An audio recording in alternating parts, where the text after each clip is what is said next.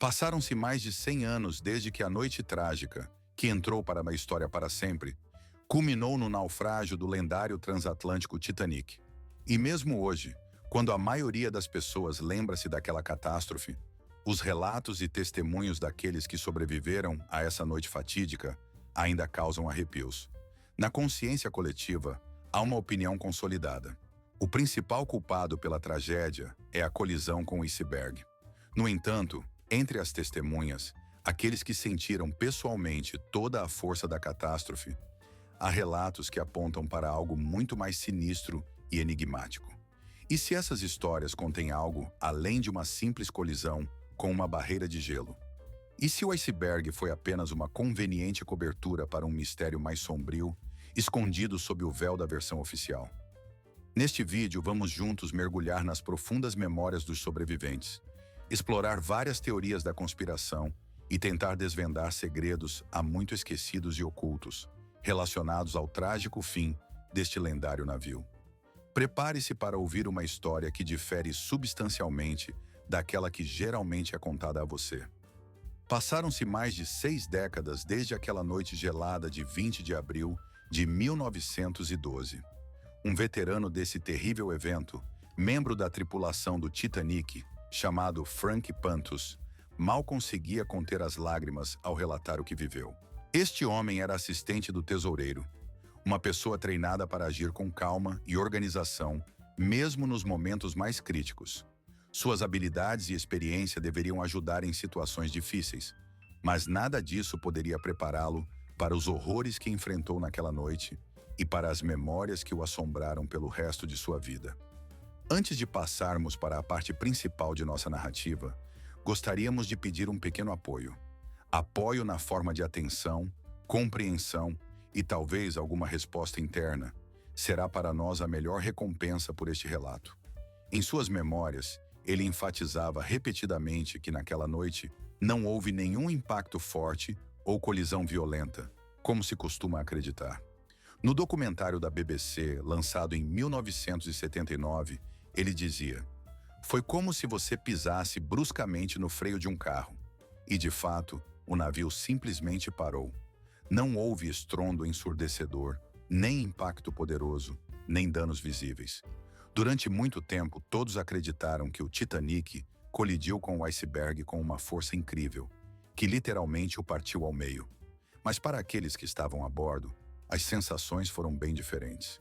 Eles diziam que não houve nenhum solavanco brusco, nenhum estrondo de metal, nenhum som de gelo se partindo.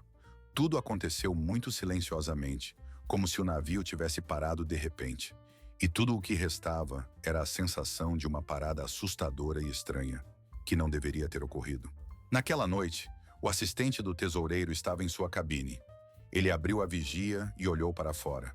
O céu estava claro, sem nuvens, e as estrelas brilhavam intensamente sobre o mar calmo. Ele não notou nada de incomum.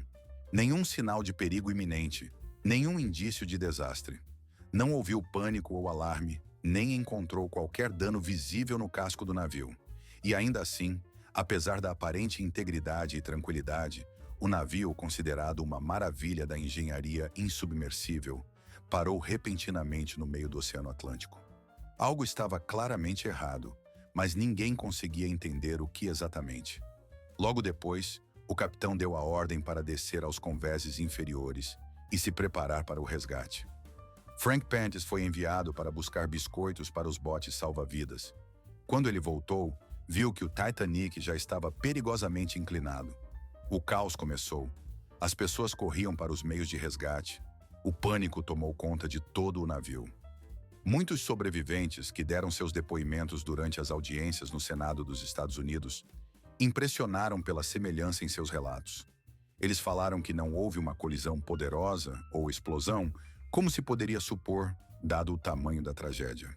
Em vez disso, seus testemunhos lembravam vibrações sutis, um pânico silencioso que tomou conta das pessoas nos últimos minutos, e sons estranhos e quase imperceptíveis que ecoavam dentro do navio, como se algo estivesse lentamente, mas inevitavelmente, destruindo-o por dentro.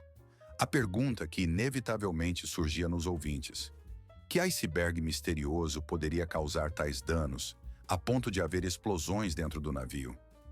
A explicação oficial era que houve uma ruptura nas tubulações de vapor ou caldeiras, que estavam sob alta pressão.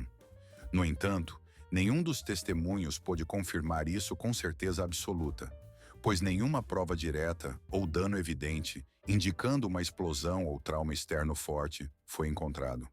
Essa falta de sinais externos claros de colisão ou explosão tornava a situação ainda mais misteriosa e alimentava diversas teorias da conspiração que existiram e se desenvolveram ao longo das décadas. Se não houve uma colisão evidente com o iceberg, então o que poderia ter causado tais danos? Seriam, por exemplo, rebites baratos e mal fixados, ou o metal fraco com o qual o casco do navio foi feito? Talvez a causa tenha sido um incêndio latente dentro do casco, que durou vários dias e enfraqueceu gradualmente a estrutura do navio por dentro. Ou talvez se tratasse de ações deliberadas, algo que foi cuidadosamente planejado e feito para parecer um acidente, mas executado com precisão mortal para aqueles que estavam dentro. E quanto ao misterioso holofote, avistado dos botes salva-vidas, a luz que muitos viram e tomaram como um feixe de resgate parecia ser um sinal ou um farol, indicando alguma ajuda. Mas se outro navio estava realmente perto o suficiente para ser visto, por que ele nunca veio em socorro?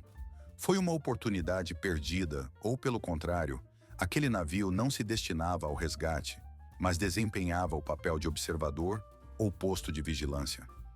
Nestes questionamentos reside outro enigma.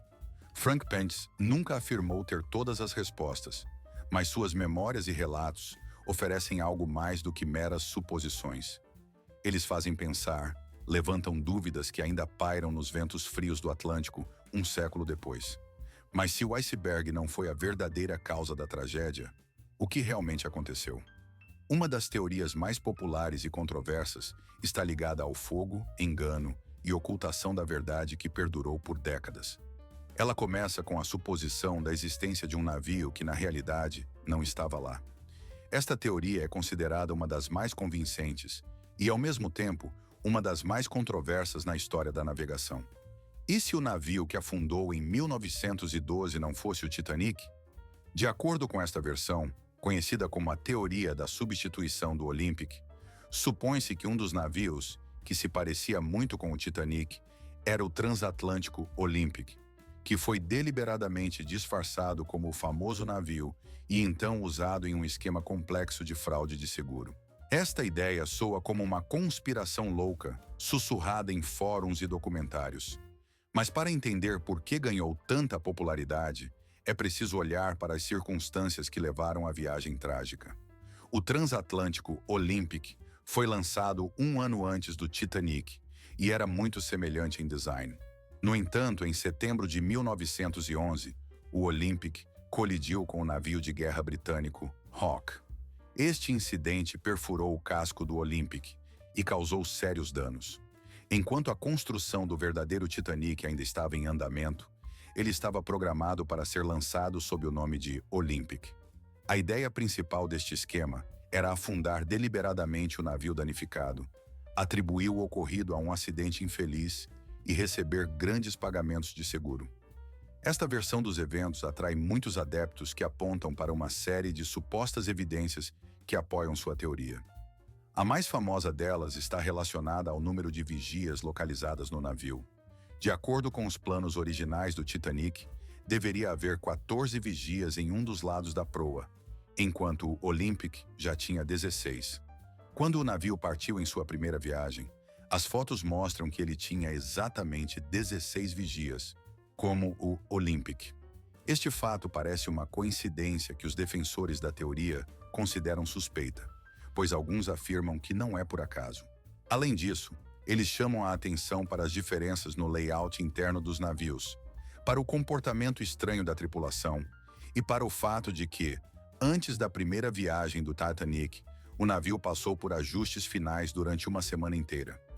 Alguns acreditam que esse período pode ter sido usado para substituir o navio, o que confirmaria a versão da troca. Ainda mais questionável para os adeptos da teoria é o fato de que o financista John D. Morgan proprietário da International Mercantile Marine Company, que controlava a White Star Line, reservou uma suíte privada de luxo na viagem inaugural do Titanic. Ele cancelou sua viagem no último momento, alegando estar indisposto, mas foi posteriormente visto descansando em um resort francês. Por que o principal organizador da construção do navio decidiu não participar da viagem, a menos que soubesse de antemão que algo estava prestes a dar muito errado? Este mistério apenas aumenta as suspeitas. No entanto, os críticos dessa teoria rapidamente a refutam. Historiadores marítimos como Garrett Russell e Kent Litton afirmam que realizar uma troca de navios em grande escala em menos de 2 semanas é praticamente impossível. Embora os dois navios fossem muito semelhantes em aparência, eles tinham diferenças significativas. Diferentes layouts internos, sistemas mecânicos e números de série gravados por toda a estrutura.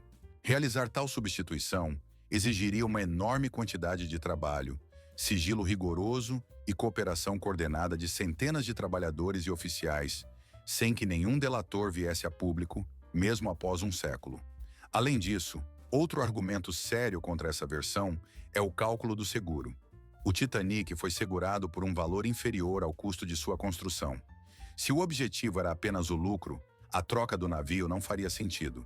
E quando, em 1985, os destroços do navio foram encontrados, identificando-o como o Titanic, isso confirmou que o navio no fundo do oceano era de fato o Titanic. No entanto, a ideia de um navio substituído continua a atrair muitos, pois joga com nossa curiosidade por mistérios escondidos a portas fechadas. Nossa tendência a suspeitar e desconfiar da versão oficial. Ela estimula a imaginação, pois se alguém estava disposto a afundar um navio por dinheiro, que outros motivos ocultos poderiam estar por trás disso? Será que dentro do próprio Titanic poderia haver um perigo desconhecido? Uma ameaça que poderia levar à catástrofe muito antes da colisão com o gelo ou sabotagem? Talvez dentro deste gigantesco navio já houvesse um perigo invisível, pronto para explodir no momento mais inoportuno, deixando todos desprotegidos e cegos para a catástrofe iminente. Entre os muitos passageiros a bordo do Titanic, havia uma pessoa cujo nome ainda gera debates entre especialistas fascinados por fenômenos paranormais.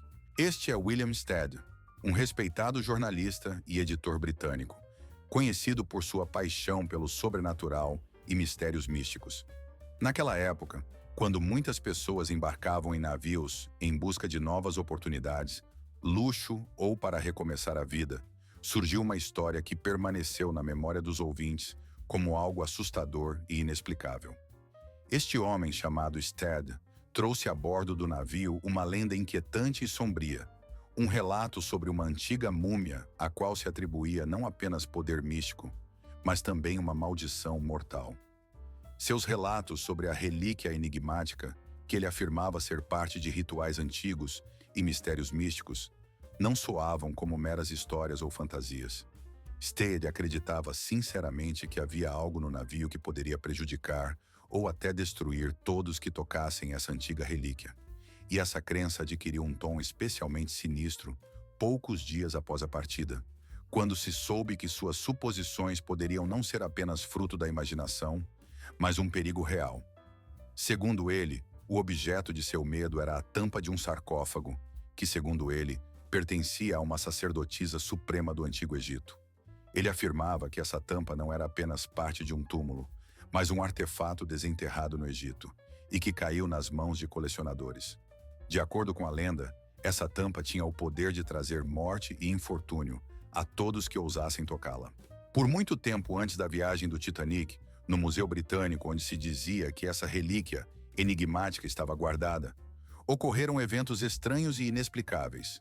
Guardas responsáveis pela segurança dos artefatos repentinamente se demitiam. Muitos adoeciam sob circunstâncias misteriosas. Alguns curadores, mesmo sem tocar no objeto, adoeciam e morriam.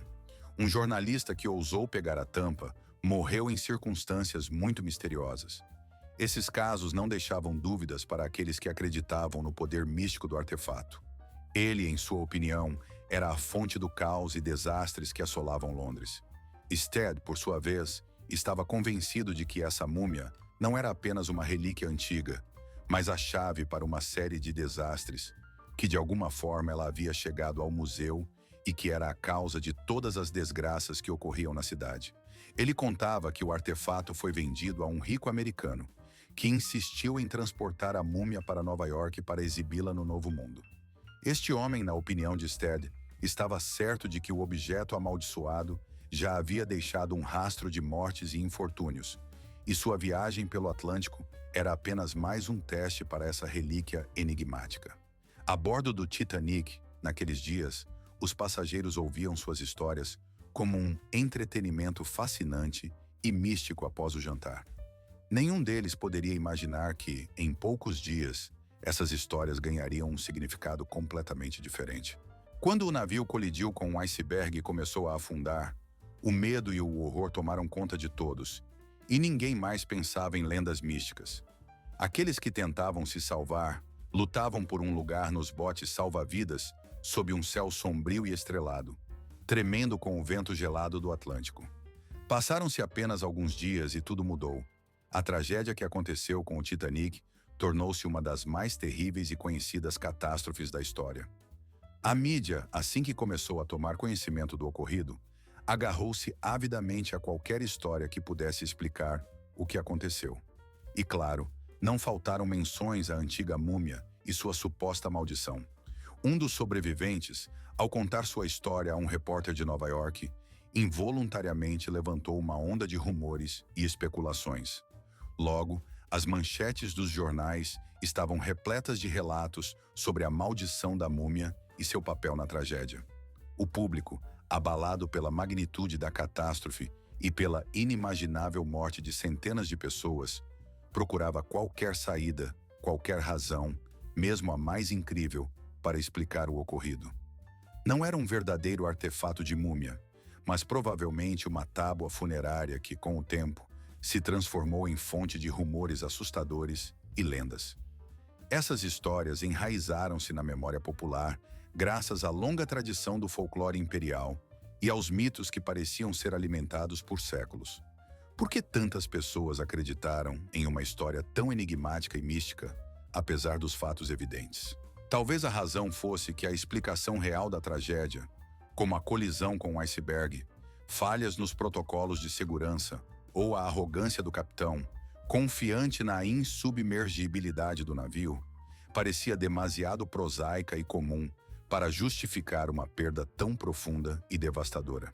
Nessas circunstâncias, a maldição da múmia ou de relíquias antigas oferecia algo diferente, algo cósmico e intangível que prometia retribuição do além.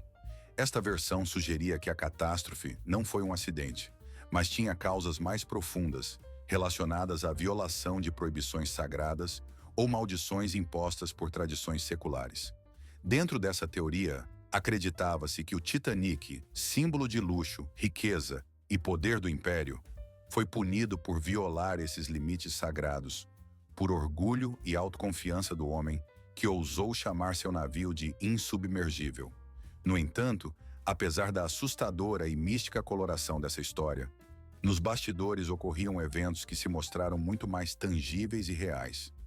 Lá agia uma força, não baseada em maldições antigas, mas em ambições modernas e sede de poder.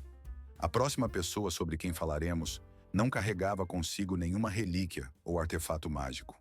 Ele carregava influência, poderosa e por vezes oculta, capaz de mudar os destinos de nações inteiras e épocas.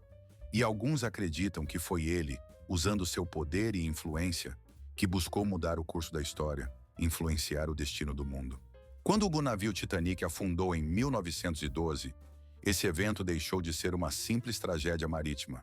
Para alguns, tornou-se o elemento central de uma teoria da conspiração mais sombria e poderosa, na qual se afirmava que a catástrofe não foi acidental. Na opinião deles, foi um passo cuidadosamente planejado e calculado, destinado a abrir caminho para uma das estruturas financeiras mais influentes do mundo, o Sistema da Reserva Federal dos Estados Unidos. No centro deste esquema complexo estava um homem, J.P. Morgan, ou como era chamado, John Pierpont. Morgan não era um simples empresário. No início do século XX, ele se tornou uma das figuras mais influentes nas finanças americanas, gerenciando uma rede inteira de indústrias: siderurgia, transporte ferroviário, energia elétrica e navegação. Seu rígido controle sobre os fluxos econômicos do país lhe rendeu o apelido de Napoleão de Wall Street. Ele também detinha um pacote de ações majoritário na empresa White Star Line, que possuía o Titanic. Quando a primeira viagem deste lendário navio estava sendo preparada, Morgan, segundo relatos, reservou para si uma suíte de luxo com um deck de passeio privado e suportes especiais para charutos. Ele até esteve presente no lançamento do Titanic, em 1911, elogiando publicamente o navio como um símbolo de progresso, luxo e tecnologia moderna. No entanto, para grande surpresa de todos, Morgan cancelou sua participação no último momento. Na última hora, ele decidiu tirar alguns dias de descanso em um spa em um resort francês, onde, segundo relatos, desfrutava de longas massagens e banhos de enxofre. Para muitos, isso pareceu muito estranho. Afinal, o evento era importante, e ele próprio estava muito interessado nesta viagem. Para os defensores das teorias da conspiração, isso marcou o início de uma nova versão que o ligava a esta tragédia. Morgan não era o único grande jogador ligado ao destino do Titanic. Entre seus oponentes, que também desempenharam um papel na criação de um sistema bancário centralizado nos Estados Unidos, estavam 3 influentes. Todas as 3 personalidades mencionadas eram bem conhecidas por sua oposição firme e feroz ao poder bancário centralizado, que na época estava se fortalecendo e se expandindo rapidamente. Alguns historiadores e defensores das teorias da conspiração afirmam que essas pessoas tinham recursos suficientes, além de influência e conexões, para atrasar ou até mesmo impedir completamente a criação do sistema da Reserva Federal, que deveria se tornar o principal instrumento de controle sobre a economia nacional. Em dezembro de 1913, pouco mais de um ano após o trágico naufrágio do Titanic, foi aprovada a lei que deu início ao funcionamento do sistema da Reserva Federal. Esta lei efetivamente concedeu às poderosas elites financeiras, como a família Morgan, bem como a outros banqueiros influentes, o tipo de controle centralizado que eles tanto almejavam. Para os defensores da teoria da conspiração, este momento parece especialmente conveniente. Eles veem isso como evidência de um esquema planejado. Eles afirmam que a tragédia do Titanic foi uma ferramenta de assassinato econômico cuidadosamente planejada, e que por trás disso estavam pessoas como J.P. Morgan, puxando as cordas para realizar seus planos sombrios. Eles acreditam que o objetivo era eliminar a oposição, enterrar quaisquer evidências no oceano, no Atlântico, e reformular completamente o mundo financeiro de acordo com seus caprichos e desejos. Claro, críticos e céticos rapidamente apontam as falhas nessa teoria. Não há provas definitivas e convincentes de que qualquer um dos 3 homens a bordo daquele infeliz navio tinha a capacidade de parar ou influenciar a criação do sistema da Reserva Federal. Da mesma forma, não há qualquer evidência de ligação direta de Morgan com essa conspiração. Suas possíveis mudanças de planos poderiam ter sido motivadas por considerações pessoais ou resultado de compromissos de última hora. A ideia de que uma das mais sangrentas catástrofes marítimas da história foi encenada especificamente para alcançar certos objetivos parece a muitos exagerada e improvável. No entanto, mesmo assim, as suspeitas ainda permanecem. O fato de que o império financeiro de Morgan foi construído sobre decisões ousadas e muitas vezes implacáveis apenas reforça essas dúvidas. Ele era um homem que olhava para o futuro e não tinha medo de tomar medidas arriscadas, incluindo o uso de pessoas influentes para garantir controle e poder. No contexto de uma economia mundial em mudança, onde a riqueza era criada e perdida num piscar de olhos, tais ideias pareciam bastante justificadas.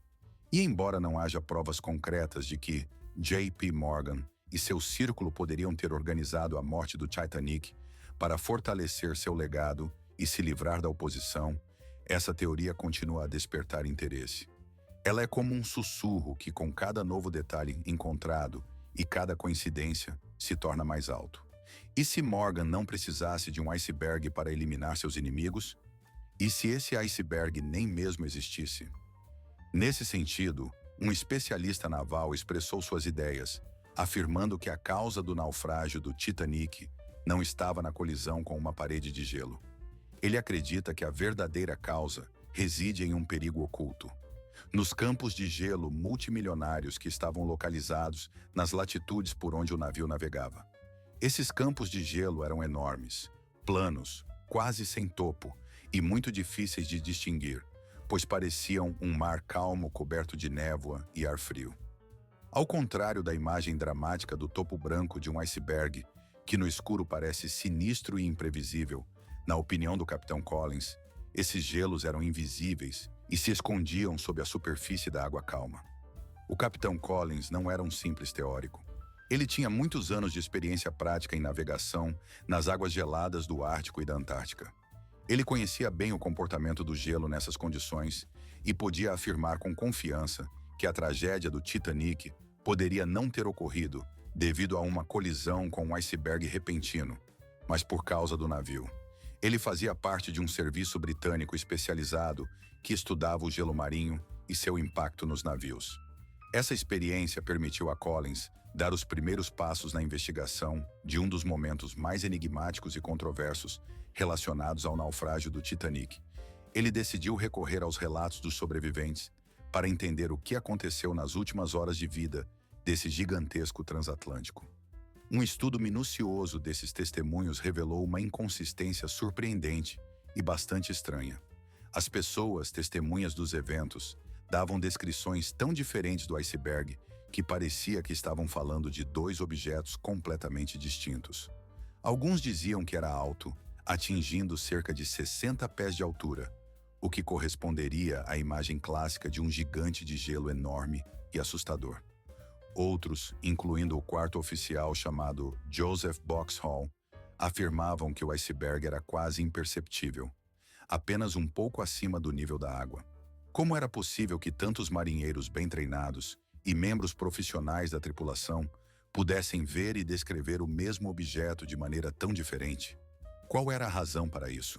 Collins concluiu que a resposta estava em um fenômeno conhecido como superrefração, um efeito óptico que pode distorcer a percepção em condições de frio intenso e baixas temperaturas. Nessas condições, a superfície da água é coberta por uma fina camada de gelo e até mesmo pequenas mudanças na temperatura ou nas condições atmosféricas podem fazer com que a folha de gelo na superfície da água pareça muito mais alta ou, ao contrário, desapareça de vista. Às vezes, ela podia cintilar de maneira estranha, criando a ilusão de que o objeto, o iceberg, estava muito próximo, quando na verdade estava muito mais distante.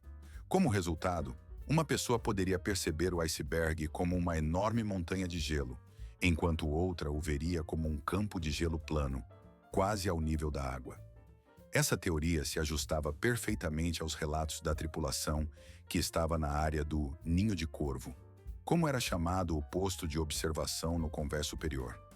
Lá, eles descreviam uma névoa branca que se estendia pelo horizonte, que, na opinião de Collins, não era neblina, mas sim uma densa cortina de gelo pack plano, como um campo minado espalhado no caminho do Titanic. Esse gelo criava a sensação de um obstáculo que dificultava a determinação precisa da distância até o iceberg. Mas o aspecto mais ousado e talvez mais controverso da teoria de Collins foi sua tentativa de explicar o ocorrido usando efeitos físicos, em particular, o efeito Berg. Este conceito sugere que, se o navio realmente tivesse colidido com um grande iceberg imóvel a toda velocidade, o deslocamento de água nessa colisão teria causado uma espécie de sucção ascendente. Tal efeito, de acordo com as leis da física, poderia ter feito com que o iceberg, ao encontrar essa corrente ascendente, ou virasse, ou se partisse, ou se deslocasse. Além disso, tal colisão não poderia terminar com o bloco de gelo deslizando suavemente ao longo do casco do navio, permanecendo intacto. E o mais importante, se o navio realmente tivesse atingido tal iceberg em alta velocidade, a ruptura do casco seria instantânea e o navio afundaria em questão de minutos. Na realidade, temos evidências de que o Titanic permaneceu na água por quase 2 horas e meia após a colisão, antes de submergir completamente. Isso sugere que a causa da tragédia não foi uma única colisão poderosa, mas sim uma cadeia de danos causados por múltiplas colisões com gelo pequeno. Collins sugeriu que o casco do navio foi danificado em vários pontos pelo gelo de Peck, que gradualmente, como uma faca, cortou o metal, criando uma série de pequenos buracos. Isso explicaria por que muitos sobreviventes ouviram rangidos e arranhões, em vez de um estrondo alto, característico de um único impacto poderoso. Além disso, alguns, como Frank Pantis, relataram sons semelhantes a explosões ou destruições estruturais profundas dentro do navio. Naquela noite fatídica, quando o Titanic colidiu com o gigante de gelo, surge a pergunta: poderia haver algo mais no navio que o tornasse especialmente vulnerável? Não foi apenas o impacto com o gelo que causou a tragédia, mas também danos internos que possivelmente já enfraqueciam sua estrutura muito antes de ele se aproximar do iceberg. Dentro dos enormes depósitos de carvão, localizados nas entranhas do navio, ardia um incêndio, conhecido por muitos testemunhos, que queimava há vários dias, mesmo antes de o navio deixar o porto de Southampton. A tripulação, ciente de sua existência, tentou combater o fogo usando todos os meios possíveis para conter o incêndio. No entanto, permanece a questão: que dano foi infligido ao navio enquanto ele ainda ardia por dentro? Incêndios em depósitos de carvão em navios a vapor daquela época não eram incomuns. O carvão usado para alimentar os motores frequentemente se inflamava espontaneamente sob certas condições, especialmente sob alta pressão. Mas o incêndio em questão não era comum. De acordo com dados de arquivo, as chamas poderiam atingir tais proporções e temperaturas que poderiam literalmente derreter ou enfraquecer a estrutura metálica do navio. Particularmente perigosa era a seção localizada a este bordo, justamente do lado onde mais tarde ocorreu a colisão com o iceberg. Alguns engenheiros sugerem que o incêndio poderia ter aquecido tanto o aço que ele se tornou mais frágil e vulnerável. Como resultado, mesmo uma pequena colisão poderia levar ao alagamento catastrófico do navio. Na tentativa de conter a propagação do fogo, os foguistas jogavam carvão em chamas diretamente nas fornalhas, para apagar as chamas e, ao mesmo tempo, reduzir o risco de sua propagação. A ironia do destino é que essas medidas desesperadas para combater o incêndio poderiam, indiretamente, ter acelerado a tragédia. Ao aumentar o fornecimento de combustível para as fornalhas, eles poderiam ter aumentado a velocidade do navio, apesar dos inúmeros avisos sobre os perigos de gelo no caminho. Esse aumento de velocidade pode ter sido um dos fatores que contribuíram para a catástrofe. E se supormos que a estrutura do casco já estava enfraquecida pelo incêndio interno, até mesmo uma colisão menor com um iceberg poderia ter sido um golpe fatal, transformando uma pequena rachadura em uma destruição irreparável. Existem também evidências fotográficas que corroboram algumas dessas suposições. Em uma das fotos tiradas antes da partida, é claramente visível uma faixa vertical escura no casco do navio, exatamente onde se acreditava que o incêndio estava ocorrendo. Alguns especialistas acreditam que esse local pode ter sofrido danos térmicos. No entanto, há céticos. Por exemplo, o renomado historiador e especialista em Titanic, Samuel Halpern, rejeitou publicamente a ideia de que o incêndio poderia ter danificado significativamente a estrutura do navio. Ele afirma que os compartimentos à prova d'água permaneceram intactos e que o navio era capaz de suportar danos térmicos localizados. Em sua opinião, a causa do naufrágio foi a colisão com o iceberg, não o incêndio interno. No entanto, as dúvidas persistem. O tempo e o lugar coincidem, e o comportamento do navio naquela noite, sua velocidade, ruídos incomuns, sistemas estranhos que falharam, tudo isso levanta questões. Será que o Titanic estava condenado não apenas pela força da natureza, mas também por danos internos que ele mesmo causou? Poderia o incêndio, escondido dentro do casco, ser o assassino silencioso que preparou o terreno para a tragédia? E, finalmente, surge a questão metafórica. Não seria ele um símbolo de que o perigo oculto dentro é muitas vezes mais destrutivo do que os golpes externos? Talvez o verdadeiro incêndio estivesse ardendo dentro da sala de máquinas, envolvendo-a em uma tempestade de fogo que poderia consumir tudo em seu caminho. No entanto, em camadas mais elevadas da mente humana, naqueles que dirigiam o destino deste navio, ardia outro fogo, mais oculto e poderoso. Era o fervor das ambições, do orgulho e do desejo de provar ao mundo que o pensamento engenhoso superou a natureza, que o homem finalmente conseguiu superar sua força. Esse fogo interno exigia decisões rápidas, a necessidade de avançar sem demora, apesar de todos os perigos.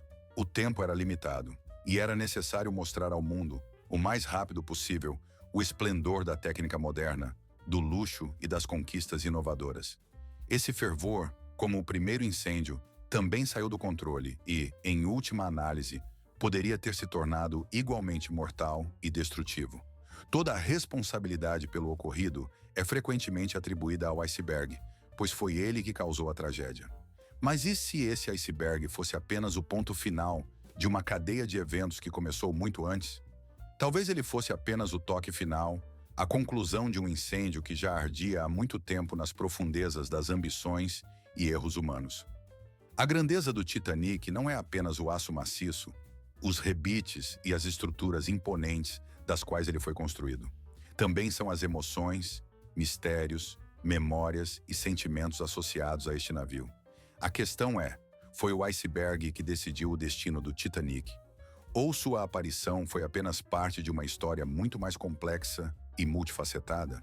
Talvez tenha havido sabotagem, incêndio criminoso, substituição ou algo mais sinistro e perigoso. E o que você acha sobre isso?